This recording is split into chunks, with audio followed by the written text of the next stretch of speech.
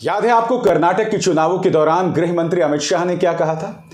गृह मंत्री अमित शाह ने कहा था कि अगर कांग्रेस चुनकर आई तो कर्नाटक में दंगे होंगे। आज भारतीय जनता पार्टी के कई राज्यों में ऐसे हालात हैं कि वहां पर जंगल राज बना हुआ है। सबसे पहले उत्तर प्रदेश की बात करते हैं।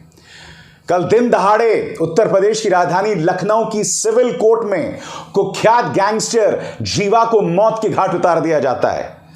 इतना खौफनाक मंजर होता है कि जज साहब की चेयर के सामने खून फैला होता है।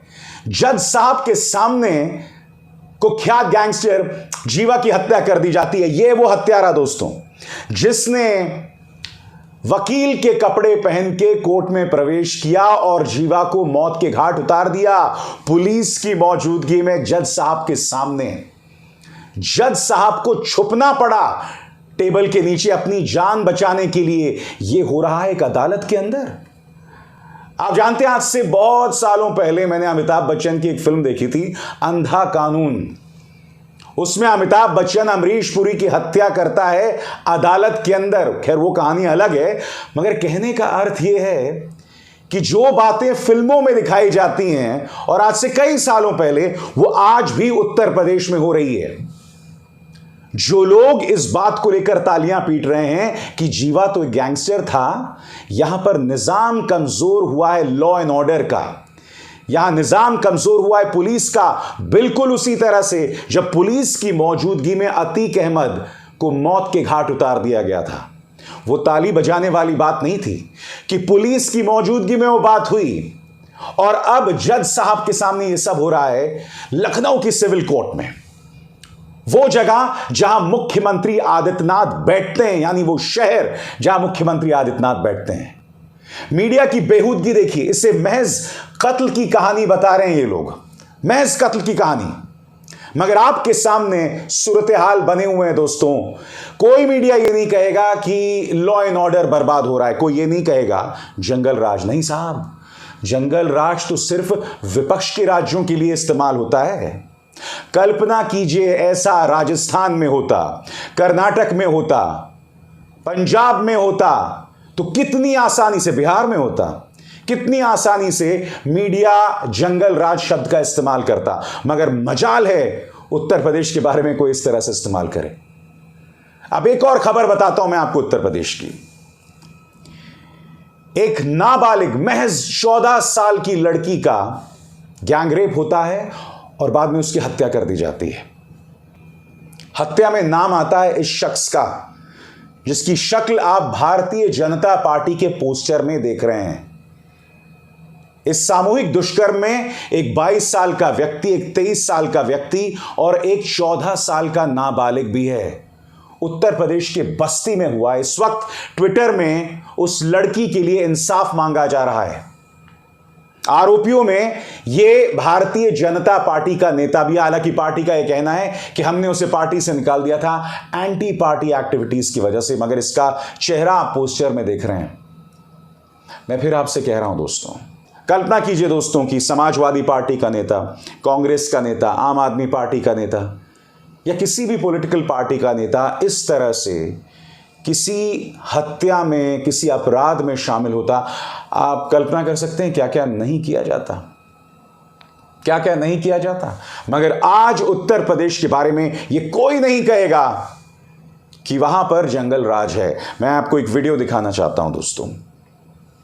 जब जज साहब के सामने कुख्यात गैंगस्टर जीवा को मौत के घाट उतारा गया था, यह देखिए, चंद लम्हों के बाद का यह वीडियो है जो आपकी स्क्रीन पर दिखाई दे रहा है। वो व्यक्ति गोली मार चुका था और पुलिस बेबस उसे पकड़ने की कोशिश कर रही थी। ये वो वीडियो है।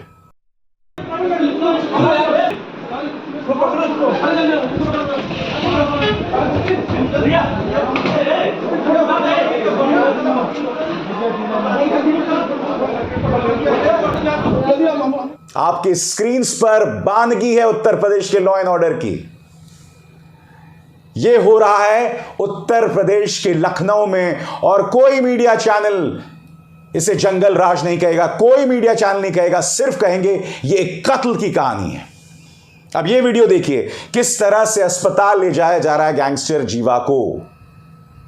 जब शायद कुछ सांसें बची हुई थीं। गैंगस्टर जीवा एक कुख्यात गैंगस्टर था। यही नहीं, मुख्तार अंसारी का शूटर भी बताया जा रहा था। ये तमाम चीजें हैं, और मैंने हर बार कहा है, जब आप अपराध का दामन थामते हैं तो अंत आपका ऐसा ही होता है। मगर जब अंत ऐसा होता है तो सवाल राज्य के लॉ एंड ऑर्डर पर उठती है। सवाल यह उठता है कि वहां जज साहब इतने घबरा गए थे कि उन्हें कुर्सी के नीचे, टेबल के नीचे छुपना पड़ा था। यह हकीकत है और इसे हम नजरअंदाज नहीं कर सकते हैं। मगर हां, कोई भी मीडिया चैनल से जंगल राज नहीं कहेगा।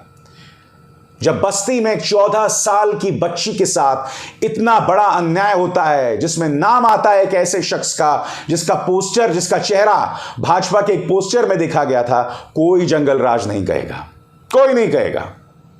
जो अपने आप में कितने दुख की बात है। अब दूसरे राज्य की बात करते हैं दोस्तों, महाराष्ट्र। महाराष्ट्र के कोल्हापुर में संघर्ष होता है औरंगजेब के मुद्दे पर। वहां पर कर्फ्यू लग जाता है। उस मुद्दे को लेकर मीडिया डिबेट करता है, क्योंकि वहां पर औरंगजेब शब्द का नाम आ जाता है ना। देखिए पापा की परी किस तरह से अपने नथुने फुलाकर औरंगजेब की बात कर रहे हैं। जी हां, औरंगजेब पर तो डिबेट होगा, कोल्हापुर में एक संघर्ष पर डिबेट होगा, मगर मणिपुर में जो हालात बद से बदतर हो रहे हैं दोस्तों, उसकी कोई चर्चा नहीं करेगा। वहां पर एक बीएसएफ का जवान शहीद हो गया है। वहां पर असम राइफल्स के जवानों पर गोली मारी गई है। वहां एक मां और बच्चा, उन्हें जिंदा जला दिया है मॉब ने। वहां अब तक 70 से 80 लोग मारे जा चुके हैं। वहां लॉ एंड ऑर्डर की कोई बात नहीं करेगा। कोई गृह मंत्री अमित शाह से यह सवाल नहीं पूछेगा कि अमित जी, आपने तो यह कहा था कि अगर कर्नाटक में कांग्रेस की सरकार आ गई तो दंगे होंगे, मगर मणिपुर में क्या हो रहा है बताइए ना। मणिपुर पर मीडिया की खामोशी क्यों बनी हुई है? महाराष्ट्र में भी सही सवाल कोई नहीं पूछ रहा है। कोई यह नहीं बतला रहा है कि पिछले लगातार एक अरसे से टी राजा सिंह, जो कि भाजपा के ही विधायक और नेता हैं, वो महाराष्ट्र में घूम घूम कर भड़काऊ बयान दे रहे थे। खुद सुप्रीम कोर्ट को इस मामले में दखल देना पड़ा था। सुप्रीम कोर्ट ने कहा था कि आप अपनी यात्राएं निकाल सकते हैं, मगर भड़काऊ बयान नहीं दे सकते। सुप्रीम कोर्ट में जस्टिस जोसेफ और जस्टिस नागरत्ना को दखल देना पड़ा था महाराष्ट्र के लिए। उस वक्त उन्होंने चेतावनी दी थी, और अब कोल्हापुर में कर्फ्यू लगाना पड़ा है। मैं फिर आपसे पूछ रहा हूं, उद्धव ठाकरे की सरकार जाने के बाद लॉ एंड ऑर्डर क्यों बद से बदतर हो रहा है? चाहे टी राजा सिंह द्वारा भड़काऊ बयान देना हो, चाहे कोल्हापुर में जो हालात बद से बदतर हो रहे हैं, यह सवाल कोई क्यों नहीं पूछ रहा है? कहीं ऐसा तो नहीं है कि महाराष्ट्र में अघाड़ी की वजह से जो चुनौती मिल रही है बीजेपी और एकनाथ शिंदे को, इसीलिए ऐसे हालात पैदा किए जा रहे हैं जिससे समाज में ध्रुवीकरण हो, समाज में बंटवारा हो और वोटों की खेती में भाजपा को बम्पर फसल मिले। ये सवाल हैं, ये मैं सिर्फ पूछ रहा हूं, कहीं ऐसा तो नहीं है? कहीं इसलिए तो महाराष्ट्र में जानबूझकर हालात को बद से बदतर तो नहीं किया जा रहा है? वरना टी राजा सिंह खुलेआम महाराष्ट्र की लॉ एंड ऑर्डर को क्यों चुनौती दे रहा था? क्योंकि महाराष्ट्र में तो बीजेपी की सरकार थी ना, तो यह व्यक्ति हालात को क्यों बद से बदतर कर रहा था? ये सवाल हैं जो पूछे जाने चाहिए, मगर कोई मीडिया ये सवाल नहीं पूछ रहा है। मैं आपको बताता हूं मीडिया कर क्या रहा है दोस्तों। ये देखिए, औरंगजेब पर डिबेट आज तक में बात हो रही है लव जिहाद, गेमिंग जिहाद की, और ये रिपब्लिक में मोदी वर्सेस देम ऑल। यहां पर अभी से ही प्रधानमंत्री नरेंद्र मोदी के लिए चुनाव प्रचार किया जा रहा है। अरे भाई, अभी तो विधानसभा चुनाव आने वाले हैं साल के अंत में। लोकसभा चुनाव में तो अभी 10-11 महीने हैं। इतनी जल्दी क्या है बाबू? अभी से डिबेट कर रहे हो कि मोदी वर्सेस ऑल। ये मीडिया अपराध स्थली है दोस्तों, और इसके अलावा कुछ नहीं। इनका कोई मतलब नहीं है पत्रकारिता से। लॉ एंड ऑर्डर जब विपक्ष के राज्यों में बदतर होती है तो उस पर सवाल किया जाता है, वहां जंगल राज जैसे जुमलों का इस्तेमाल होता है। मगर जब महाराष्ट्र, मणिपुर और उत्तर प्रदेश में हालात रसातल में जा रहे हैं, दफन हो रही है वहां लॉ एंड ऑर्डर की स्थिति, कोई सवाल नहीं उठा रहा है। उसे महज कत्ल की कहानी कह के उसे नजरअंदाज कर दिया जाता है। क्यों? यह सवाल तो पूछना होगा ना। और हम इस मंच पर वो सवाल जरूर पूछेंगे, चाहे महाराष्ट्र पे हो, चाहे उत्तर प्रदेश पर हो, चाहे मणिपुर पे हो, सवाल पूछा जाएगा साहब। नमस्कार। स्वतंत्र और आजाद पत्रकारिता का समर्थन कीजिए, सच में मेरा साथी बनिए। बहुत आसान है दोस्तों, इस ज्वाइन बटन को दबाइए और आपके सामने आएंगे ये 3 विकल्प, इनमें से एक चुनिए और सच के इस सफर में मेरा साथी बनिए।